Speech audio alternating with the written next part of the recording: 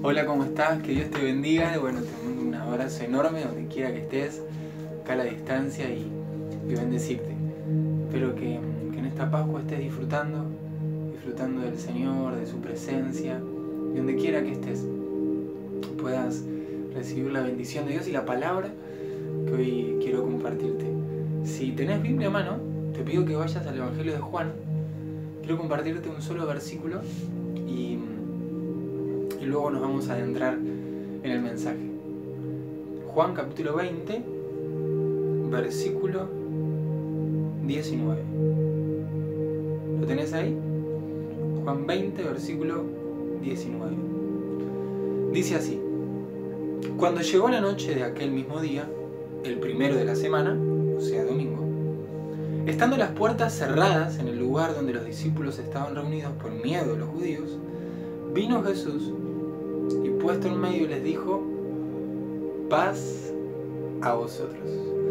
¿Te parece si oramos? Señor, gracias por este tiempo, por tu palabra. Creemos, Señor, que tu palabra nunca vuelve vacía, Señor. Abrimos nuestro corazón para recibir de vos y queremos un encuentro con vos, un encuentro con tu presencia. Señor, te amamos. Gracias por tu fidelidad. Gracias, Señor, por lo que estás haciendo en nuestra vida. Gracias por tu misericordia. Te amamos, Señor. En el nombre de Jesús. Amén. Amén. La Pascua tiene algo especial, ¿no? Cuando uno percibe o a la gente o en los ambientes, uno ve que la Pascua hace que las personas estén como sensibles, o sea, con una capacidad más receptiva. La gente empieza a estar más introspectiva, a mirar para adentro, aún el no creyente, ¿no? Me refiero a la persona también que o practica alguna otra religión, pero que no profesa la fe en Cristo, que es donde celebramos la muerte y la resurrección de Jesús.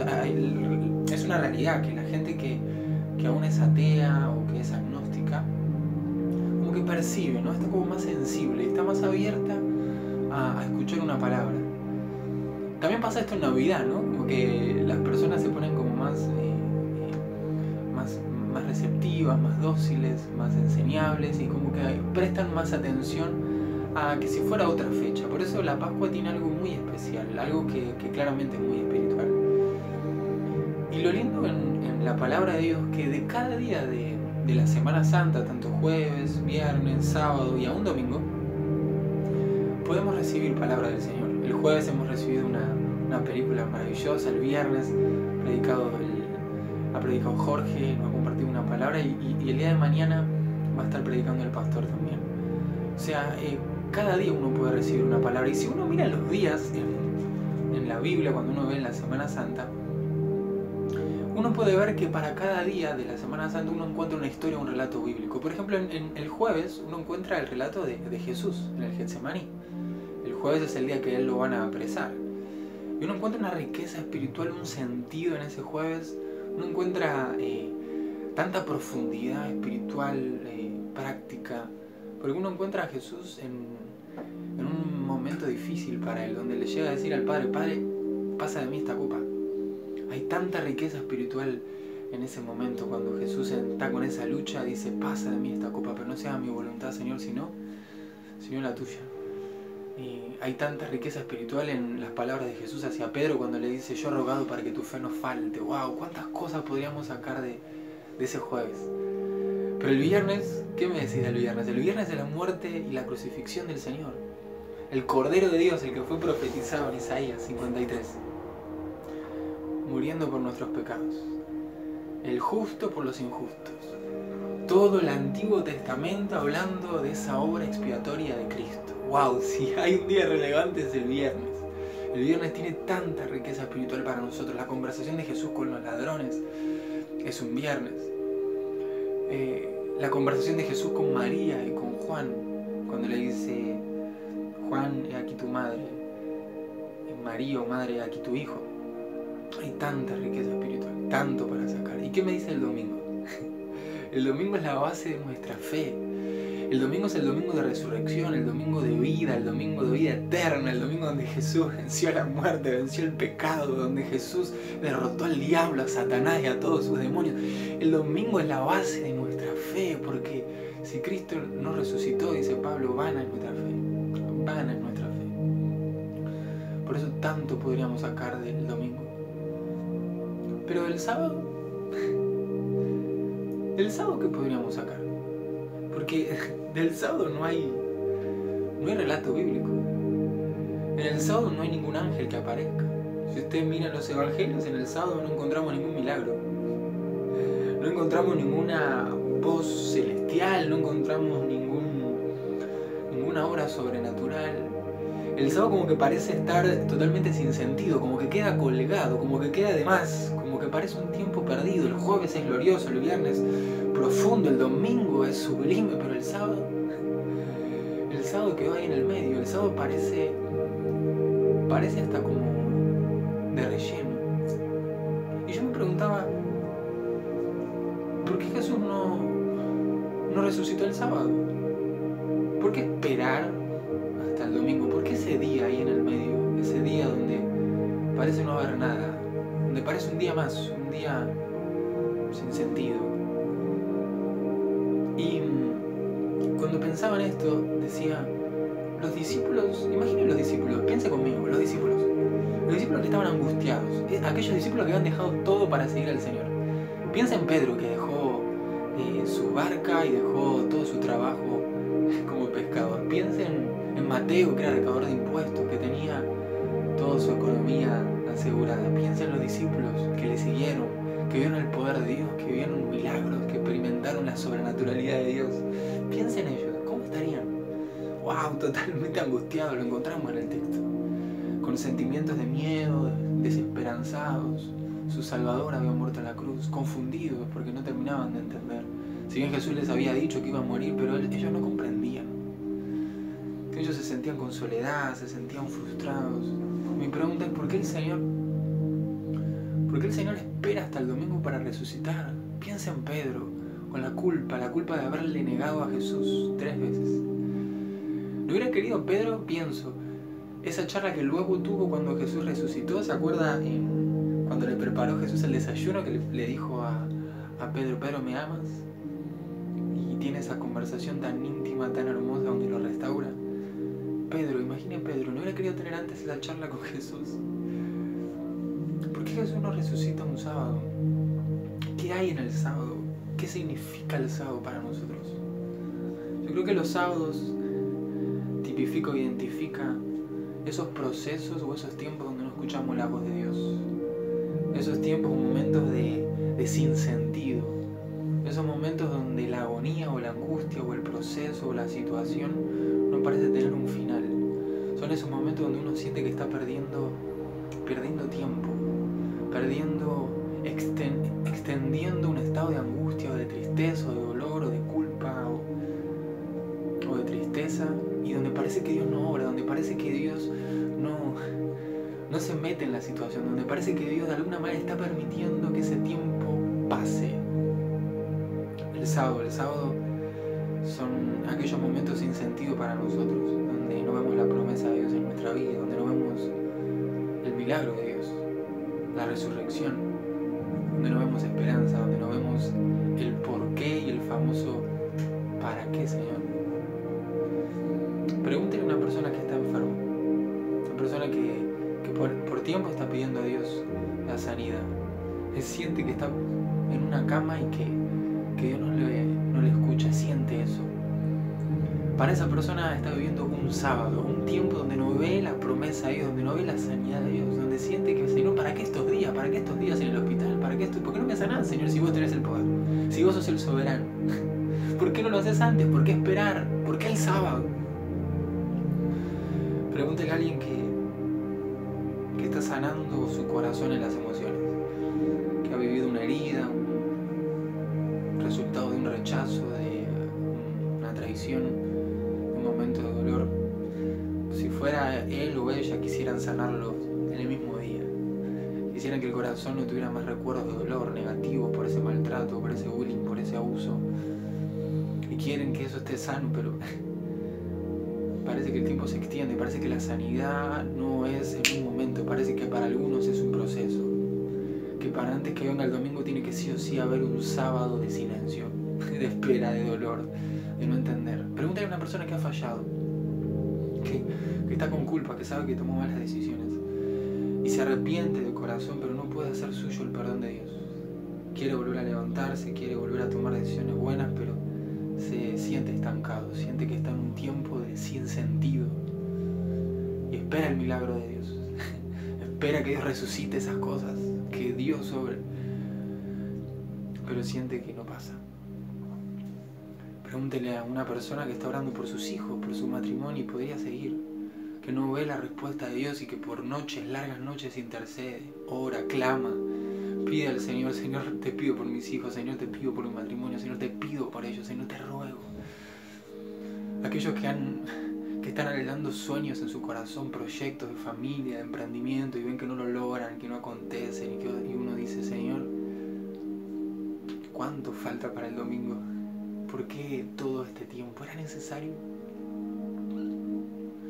Yo quiero decirte algo: Dios tiene el control de tu vida. Dios tiene el control de ese sábado.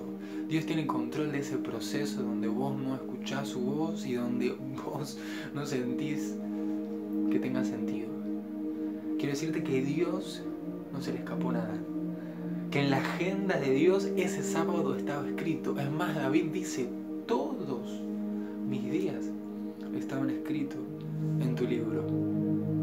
Ese sábado, ese proceso, esos meses de duelo por esa pérdida, esas fallas, todo, absolutamente todo, estaba contemplado por el Señor.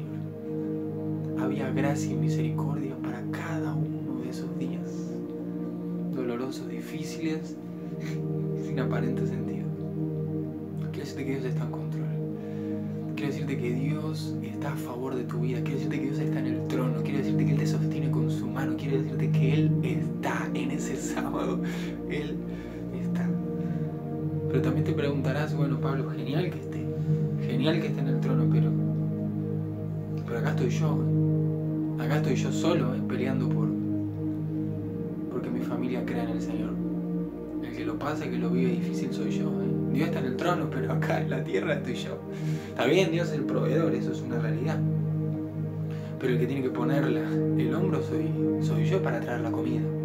Claro, Dios me da la vida, ¿verdad? Pero la presión de no saber con qué llegar a fin de mes, pagar las cosas de mis hijos, las cuentas. A veces me siento solo, Pablo, no es tan fácil.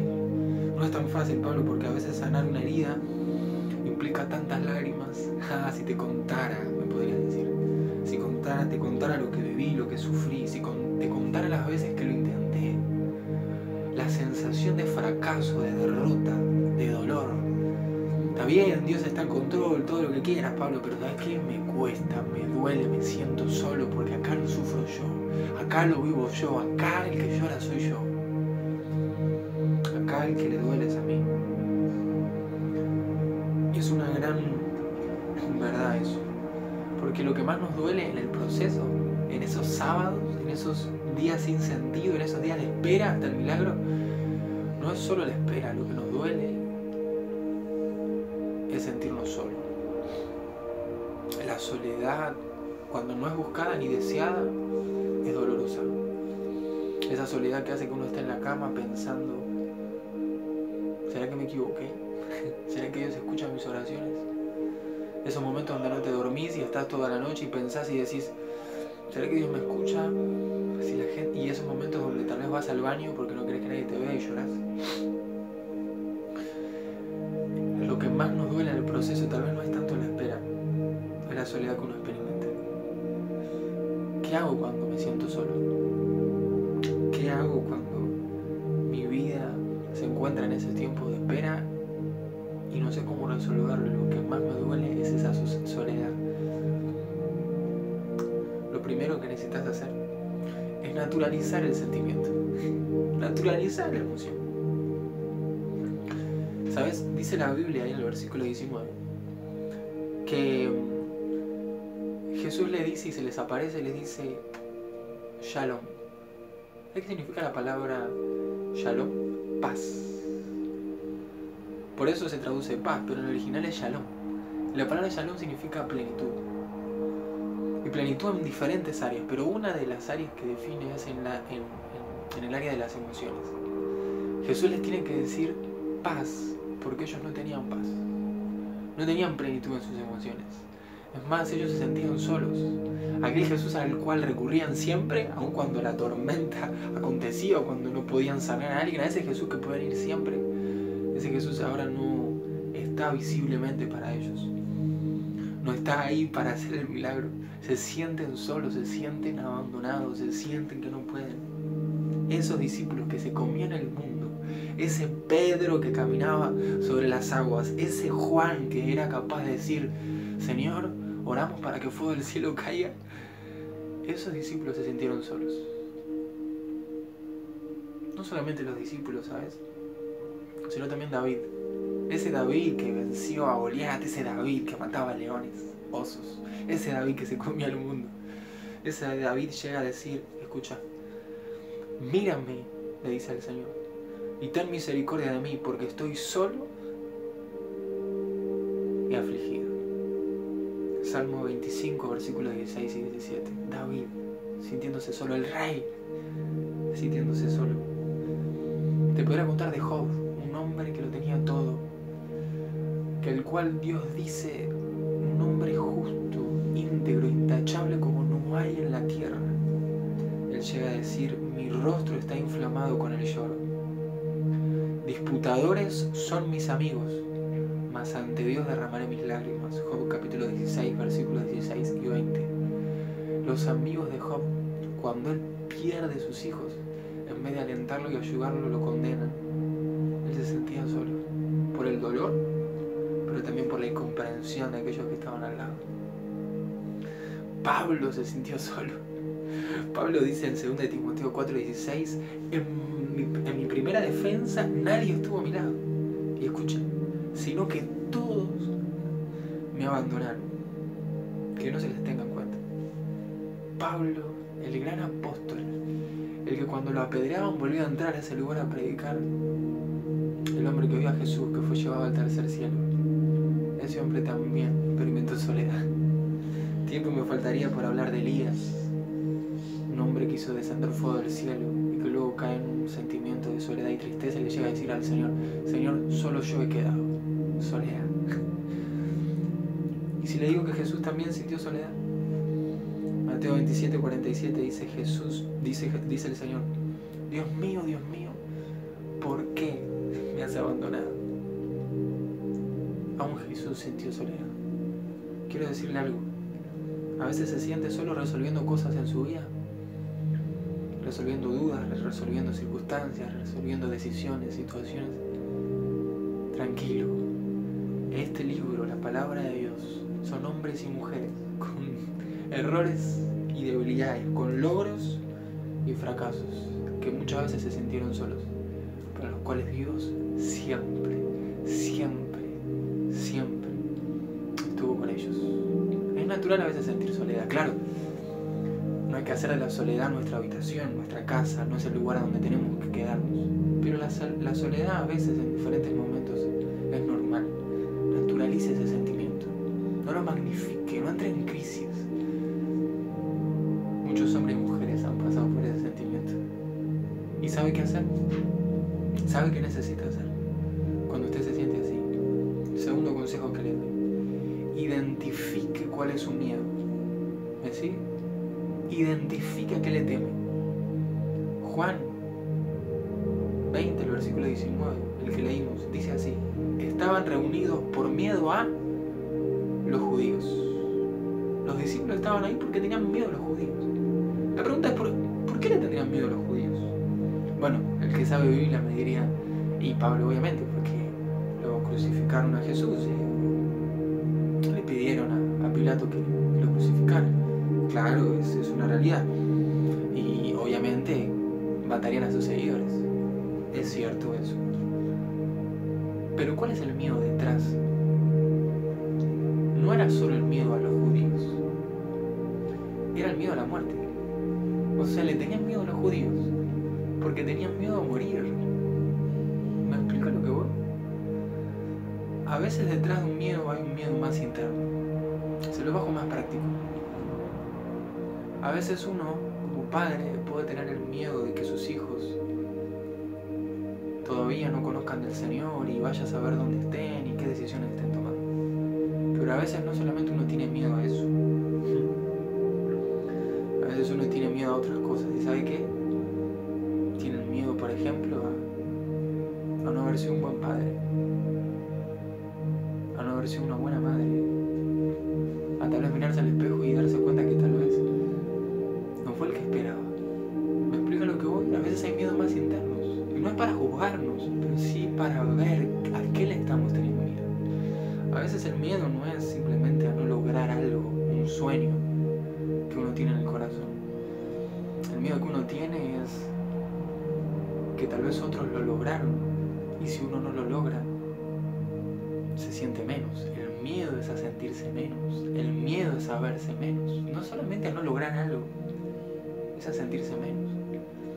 La gente que tiene miedo a tomar una decisión, tal vez en formar una familia o lo que fuera. A veces el miedo no es el miedo a la persona, no es el miedo a la relación, es el miedo más profundo, es el miedo a repetir tal vez una historia de haber visto a nuestros padres, abuelos, y tal vez no les fue como esperaban. Lo ve, a veces hay miedos más internos y la soledad da a luz esos miedos. Porque cuando uno está solo, baja las voces externas de la actividad y salen a luz las voces de la intimidad. Si uno quisiera cambiar el fruto de un árbol, uno no debe solo cortar la rama, porque si corta la rama, por un tiempo dirá, este fruto ya no está más, ¿no es cierto? Pero sabemos que luego de un tiempo volverá a salir. Porque el problema no es lo que se ve, el problema es lo que no se ve. Y lo que no se ve es la raíz. En la raíz está el problema, no en el fruto. A veces hay miedos que no tienen que ver con una situación, tienen que ver con cuestiones más íntimas y más internas. Por eso en este tiempo donde tal vez sentís soledad, identifica el miedo. El miedo muchas veces se vincula con la soledad.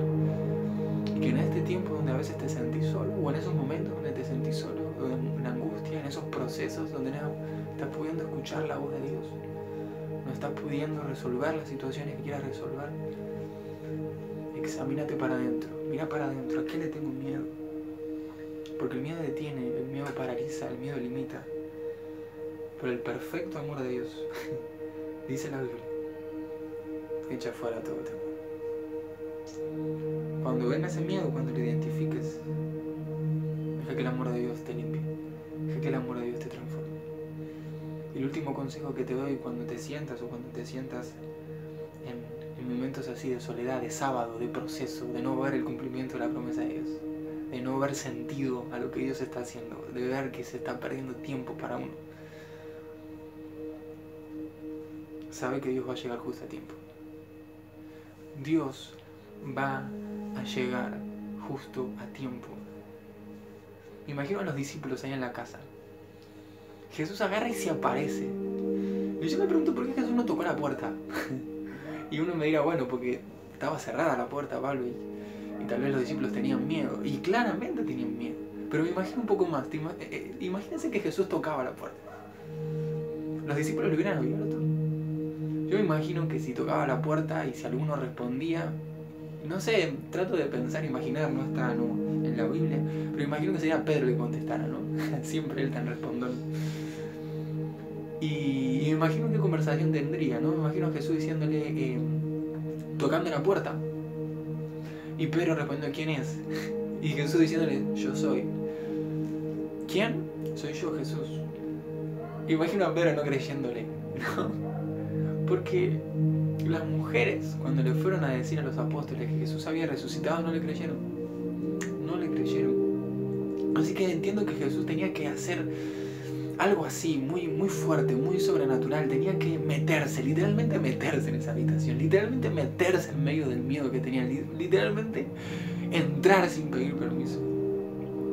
Y Jesús se aparece, se les mete y les dice, paz.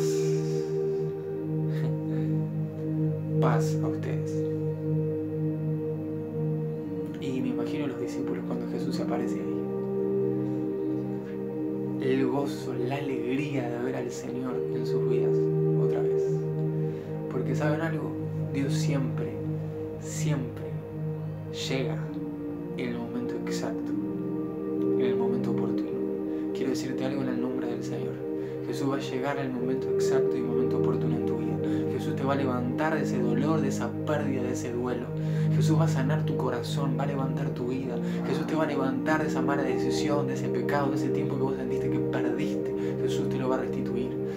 Yo declaro en el nombre de Jesús que viene el domingo de resurrección, que viene el domingo de gloria, el domingo donde vas a entender que el sábado tenía sentido, el sábado no estaba por demás, el sábado estaba gestando algo dentro tuyo, el sábado estaba irrumpiendo dentro tuyo, era el plan, era el proceso, era el puente de Dios de conexión entre el viernes y el domingo para ver la gloria de Dios y la manifestación del Señor. Jesús, cuando se les aparece y luego de unos días, antes de ascender de vuelta y volver al Padre, les dice algo.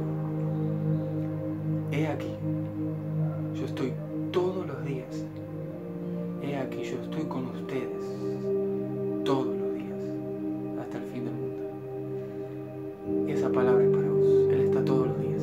Está los viernes, está los sábados que no tienen sentido para vos. Esos sábados de dolor, de angustia, de freno, de estancamiento. En esos sábados el Señor está con vos. Si te estás sintiendo en soledad, en angustia, en este tiempo, si estás pasando en algún área por momentos de dolor, de proceso, de sinsentido, donde no le encontrás el porqué, el para qué, si te sentís como que Dios está demorando en algo que hace tiempo venís orando, quiero decirte en el nombre de Jesús que si te sentís solo, si te sentís con dolor, en el nombre del Señor, Jesús está con vos. Jesús está con vos. Identificá ese miedo, identificá ese dolor, dale lugar al Señor, porque su amor lo echó fuera al temor. Hoy tenés una decisión: confiar en el Señor o endurecerte, enojarte y señalarlo, y a veces tenemos esos momentos y son naturales también. Entrar en crisis y sentir que esto solo nos pasa a nosotros, o entender que es natural a veces sentirse solo, y darle lugar a Dios y abrir el corazón e ir más adentro, ver qué me da miedo, realmente qué es lo que está ahí en mi corazón, y permitir que el Señor obre. Eso está en tu decisión. ¿Qué decisión tomas? Quiero orar por vos. Señor, en el nombre de Jesús, bendigo la vida de cada uno de los que están escuchando esta palabra. Declaro, Señor, tu presencia llenándolos, tu libertad, tu amor y tu gracia y tu poder. Señor, yo los bendigo en el nombre de Jesús y declaro que tu obra, tu gracia es poderosa. Declaro que viene la resurrección a cada uno de sus vidas, que por la noche podrá durar el lloro, pero a la mañana vendrá la alegría, que el gozo del Señor es nuestra fortaleza y que tú eres nuestro refugio. Señor, te bendecimos y te damos gracias porque vos estás. En el nombre de Jesús. Amén. Y amén. Que Dios te bendiga mucho.